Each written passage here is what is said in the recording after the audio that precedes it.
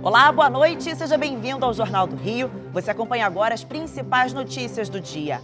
Polícia Federal fecha acordo de delação com o ex-governador do Rio, Sérgio Cabral. Violência em Angra dos Reis. Corpos de 7 homens suspeitos de envolvimento com o tráfico de drogas na região foram encontrados em frente ao batalhão do Corpo de Bombeiros. E novidades na investigação do assassinato do pastor Anderson do Carmo, ex-marido de Flor de Lis. Os investigadores conseguiram recuperar os dados do celular da vítima, que até hoje não foi encontrado. Tem ainda o calorão no Rio, com sensação térmica de 44 graus e o anúncio de Abel Braga como novo técnico do Vasco. A gente volta em 30 segundos e eu te espero.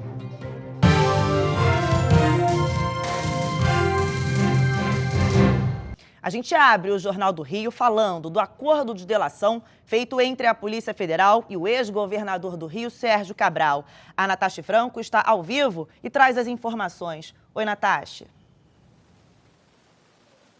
Boa noite, Yasmin. Boa noite a todos. Esse acordo de delação premiada com a Polícia Federal veio à tona hoje, depois que o Procurador-Geral da República, Augusto Aras, entregou ao Supremo Tribunal Federal, diretamente ao ministro Edson Fachin, que está analisando esse processo, a decisão da PGR. De acordo com o procurador, essa delação premiada é ilegítima e ilegal, mesmo porque o governador Sérgio Cabral, de acordo com a PGR, já teria tentado fazer uma delação premiada com a força-tarefa da Lava Jato no Ministério Público do Rio de Janeiro, e durante esse tempo de negociação, de acordo com a PGR, ele teria ocultado provas e também o nome de pessoas importantes. Portanto, a PGR acredita que a delação feita à Polícia Federal dessa vez não seria legítima. Sérgio Cabral, de acordo com pessoas próximas à investigação, foi ouvido por cerca de 2 meses seguidos, deu detalhes de diversos esquemas, e aí, nesse caso, o que chamou a atenção foram os esquemas envolvendo o judiciário. Sérgio Cabral teria citado o nome de ministros do Superior Tribunal de Justiça, e é por isso que o Supremo Tribunal Federal, o ministro Edson Fachin, vai analisar se homologa ou não essa delação premiada feita à Polícia Federal, porque se investigações chegarem a esses ministros do STJ, eles têm foro privilegiado. Yasmin. Obrigada, Natasha. E novidades na investigação do assassinato do pastor Anderson do Carmo. Fontes ligadas à Polícia Civil confirmam que os investigadores já conseguiram recuperar os dados do celular da vítima, que até hoje não foi encontrado. Outros 20 aparelhos de pessoas ligadas ao pastor também estão sendo periciados. Conteúdos como e-mails, fotos, notas e conversas de aplicativos estão sendo analisados pela polícia. Anderson foi morto a tiros no dia 16 de junho deste ano, dentro da garagem de casa em Pendotiba, Niterói. Um filho adotivo, o Lucas César dos Santos, e o enteado Flávio Rodrigues estão presos e são acusados pelo assassinato. Amanhã, a polícia vai colher depoimentos para tentar esclarecer a tentativa de extorsão sofrida por Flor de Lis e uma carta que teria sido escrita pelo Lucas, onde ele confessa a participação no crime e também envolve outro irmão no assassinato, o Misael, que é vereador em São Gonçalo. E a disputa entre grupos rivais teria provocado a morte de 7 traficantes em Angra dos Reis, na Costa Verde do Rio. Juliana Neves. Os corpos foram encontrados na caçamba de um caminhão deixado em frente ao batalhão dos bombeiros, nas proximidades da comunidade do Frade, na manhã deste domingo.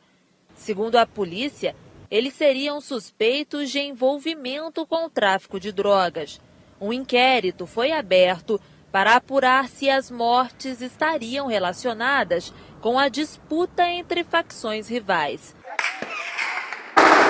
Na madrugada de domingo, o Batalhão de Operações Especiais, o BOP, realizou uma operação no local para conter os confrontos entre os grupos rivais.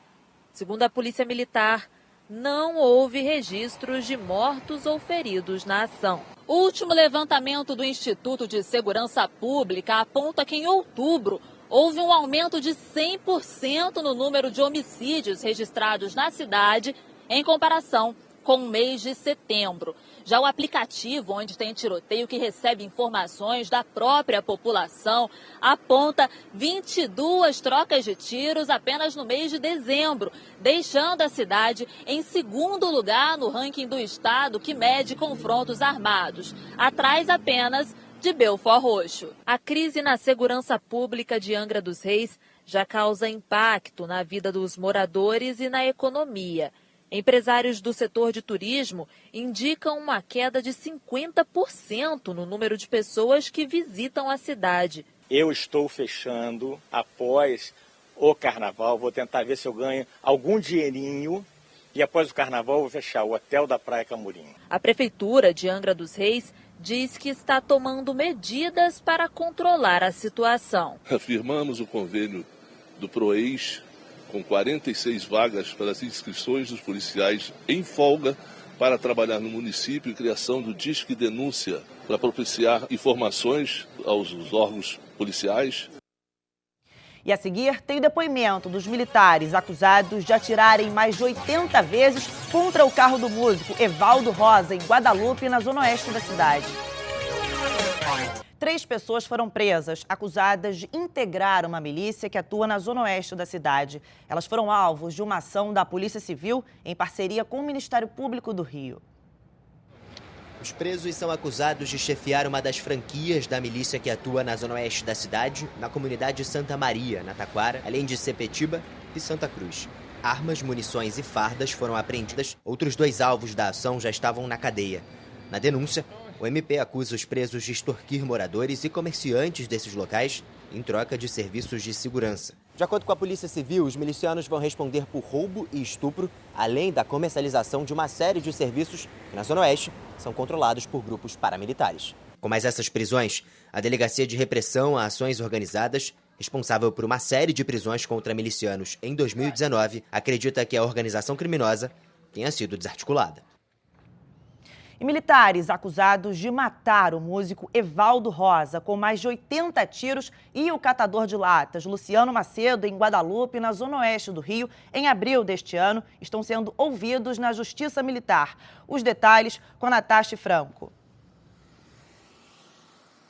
Yasmin, o que acontece é que 6 dos 12 militares que vão ser ouvidos na Justiça Militar já prestaram seus depoimentos hoje. Amanhã, novas oitivas acontecem. Outras 6 pessoas também devem prestar depoimento, esses 6 militares. E durante esses depoimentos hoje, os militares acusaram o catador Luciano Macedo, que também foi vítima nessa ação, de ter sido criminoso que estava praticando assaltos ali na região, e ele teria disparado contra o pelotão e por isso teria tido essa troca de tiros. Mas é importante dizer, Yasmin, que todas as testemunhas ali da região afirmam que o catador tentou correr para ajudar a família do músico Evaldo Santos, que estava dentro do carro que foi alvo de mais de 80 tiros. Mas o depoimento dos 6 militares hoje foi acusando o Luciano como sendo o criminoso. Além disso, a gente lembra que nesse depoimento, o 2º tenente, que é responsável pelo pelotão naquele dia, disse só ter lembrado de ter feito entre 5 e 6 disparos, mas um laudo do Exército já mostra que ele fez 77 disparos só naquele dia. As oitivas continuam amanhã, Yasmin. Obrigada, Natasha. O fim do ano se aproxima e quem trabalha com o turismo está otimista. É que o setor está em alta e o movimento na cidade e também nos pontos turísticos já indica que o ano novo será próspero. Fernando Davi. Com quase 40 graus à sombra, as praias ficaram desse jeito em plena segunda-feira. Cariocas e turistas em busca de um espaço na areia ou do melhor ângulo para tirar a selfie. Além do visual, esse rapaz, na sua 5ª visita ao Brasil, diz que gosta da vida noturna e brinca que o carioca recebe bem até os visitantes argentinos. O caso dele. Muito boa gente aqui. Essa liberdade, o mar, o Rio de Janeiro, todo canto litoral, praia, eu creio que seja isso, a felicidade que a gente passa para as pessoas. A Maria, que deixou a família na terrinha, vai passar o Natal no Rio e o Réveillon em Salvador. As pessoas recebem muito bem, muito bem. A única coisa que eu lamento é não ter aqui os meus fedelhos que eu tenho, né? Meus netos, meus filhos. O movimento nas praias e outros pontos turísticos indica que o ano novo será próspero para o turismo. O setor faturou 20 bilhões de reais em outubro, aumento de 8% em comparação com o mesmo período do ano passado. Nesse hostel em Copacabana foi dia de dar o retoque final antes da chegada dos turistas. O pacote de 4 dias custa a partir de R$1.000. A expectativa é excelente, a gente com certeza vai bater os 100%. A gente tem aí uma metade de brasileiros, público brasileiro, e a outra metade vem do mundo inteiro. O aumento no número de turistas também beneficia o setor de bares e restaurantes. O movimento subiu quase 5% em outubro, na comparação com setembro. Esse daqui encomendou 2 toneladas de bacalhau para atrair a clientela nesse período de festas.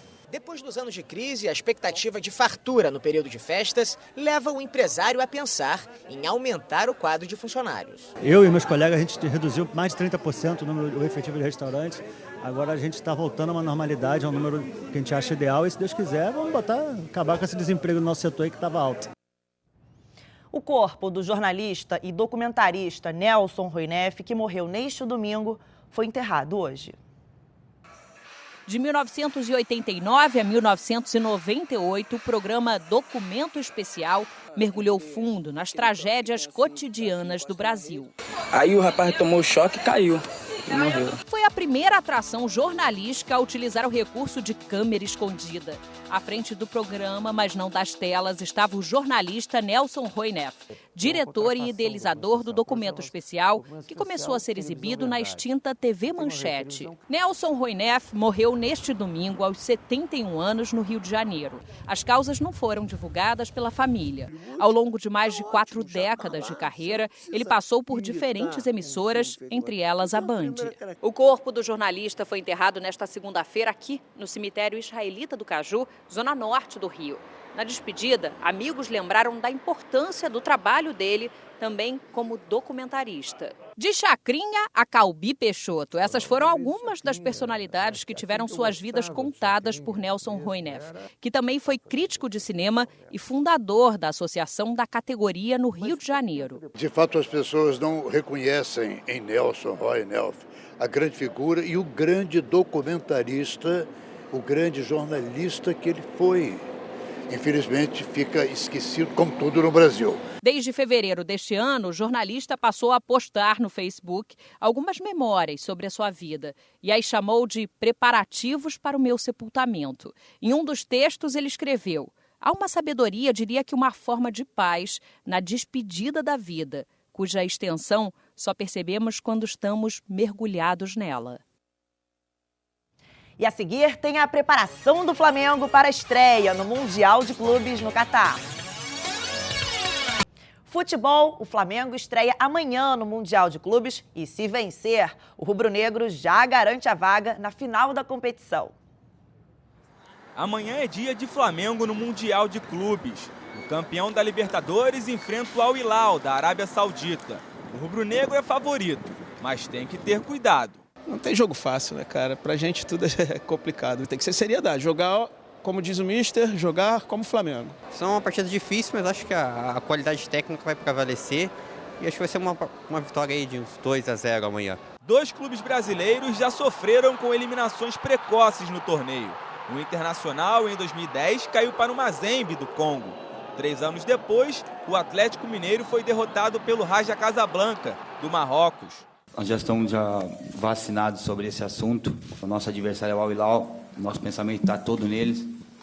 E já teve vários exemplos, né? Vários clubes brasileiros tidos como favorito e ficaram pelo caminho.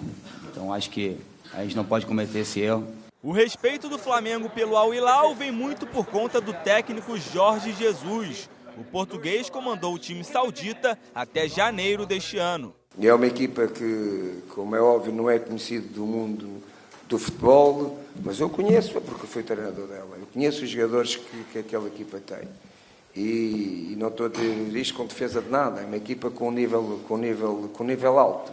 Se tem jogadores com nível alto individualmente, mesmo os próprios jogadores da Saudita são jogadores todos da seleção da Arábia Saudita, titulares, não é? O Fla não tem desfalques e o modelo que fez sucesso durante a temporada será mantido, segundo Jorge Jesus. Se vai dar certo, só dá para saber a partir das 2h30 da tarde, pelo horário de Brasília, que é quando a bola rola para Flamengo e Al Hilal. Hora de expediente aqui no Brasil. Por isso, já tem torcedor rubro-negro com o esquema pronto para ver a semifinal. Aí depende da chefe aqui. Ela prometeu que vai nos liberar na hora do jogo. Promessa é dívida, ela já prometeu e vai cumprir. Liberado para assistir o jogo amanhã, todo mundo, a equipe inteira. E tem novidade no Vasco. Hoje, a diretoria anunciou a volta de Abel Braga. Abelão, que jogou pelo clube na década de 70 e foi técnico em 2 oportunidades, assinou contrato de 1 ano e chega para substituir Vanderlei Luxemburgo. O verão ainda nem chegou, mas hoje, gente, com a sensação térmica que atingiu 44 graus, já dá pra gente sentir como vai ser a próxima estação. Ele só deveria vir assim tão forte no dia 22, mas em plena segunda-feira a praia estava lotada, dando uma ideia do que vai ser o verão. Até a sombra do muro virou lugar concorrido. Tava ali na frente, aí, pô, quando começou a sombra do prédio, e daqui do murinho, vamos pra lá, porque a gente vai ficar aqui até as 8 da noite. A única coisa que salvava era saber que uma brisa dava uma trégua no calor. E se o vento não bastasse, aí o chuveirinho vinha para socorrer. O Elias que o diga. Se molhou quantas vezes no chuveirinho? Mais ou menos umas 10 vezes. Os amigos decidiram então alugar uma sombra particular, mas era um guarda-sol para 5. E essa sombra tá bem procurada. Pô, demais. Encontrou uma sombrinha para... Difícil encontrar, mas a gente achou. O calor estava tão grande que até o saco de gelo virou encosto. Mas todo esse calor, avisou mesmo, foi da chegada de uma nova frente fria. É que o finzinho da primavera vai ser de temperaturas bem mais amenas. Hoje foi um dia bem quente, teve 41 de máxima em Guaratiba e a máxima sensação térmica foi de 44 graus em Santa Cruz. E a gente está com a aproximação de uma frente fria, então a partir de quarta-feira à tarde a gente tem previsão de pancadas de chuva, moderada a forte, podendo vir com raios e também rajadas de vento. E esse calor deve ficar pelo Rio até terça. Bom para quem pode aproveitar como a Carmen, que hoje só sai da praia quando o astro rei decidir ir embora. E hoje eu tô só um protetorzinho solar, uma cervejinha gelada. Até o sol embora, né? Com certeza. Tem coisa melhor? E a seguir, você vai ver que com o calor que vem fazendo, os cariocas também têm levado os animais de estimação para a praia. O problema é que existem algumas regras e a fiscalização em alguns pontos ainda não começou. 2 meses após a aprovação da lei que permite a presença de cachorros nas praias do Rio de Janeiro, a fiscalização na maior parte dos locais ainda não começou. Com o aumento da temperatura agora, no final do ano, é cada vez mais comum ver cenas como essas. Em menos de 5 minutos de caminhada na praia, é possível encontrar diversos cachorros, seja no calçadão, na areia ou até no mar. Eu acho ótimo. Ele, por exemplo, gosta muito. É claro que a gente tem que ter aquela precaução de guardar o lixo que o cachorro pode fazer as necessidades e tudo. Mas eu não vejo nenhum problema. Acho que é bom, é inclusivo. Para mim, o cachorro é tudo de bom, então acho que só faz bem para todo mundo. Mas a presença dos bichinhos na orla ainda gera muita polêmica. Mais de 2 meses após a aprovação da lei que autoriza os cachorros nas praias do Rio, a medida ainda não foi regulamentada. Resultado, falta fiscalização em muitos locais. Entre as medidas previstas pela lei estão a determinação de que os animais estejam vacinados, que usem coleiras e que os responsáveis pelos cachorros devem recolher os dejetos deixados pelo animal. Entretanto, ver os animais circulando pelas areias cariocas sem coleira e perto de banhistas já é algo comum. A Secretaria Municipal de Meio Ambiente do Rio disse que a regulamentação está sendo elaborada, mas não há previsão para que comece a fiscalização. Já a Guarda Municipal afirma que segue atuando nas orlas da Zona Sul e Oeste da cidade, inclusive no controle da presença de cães na areia das praias. Não vejo muito assim, é muito irregular mesmo. A gente conta com o bom senso da sociedade mesmo. Quem for à praia com animal deverá portar certificado que contenha comprovante semestral de vacinação. Os donos que não respeitarem as regras podem ser multados. A gente fica por aqui. O Jornal do Rio volta amanhã às 6:50 da noite. Você fica agora com o Jornal da Band. Tchau, tchau.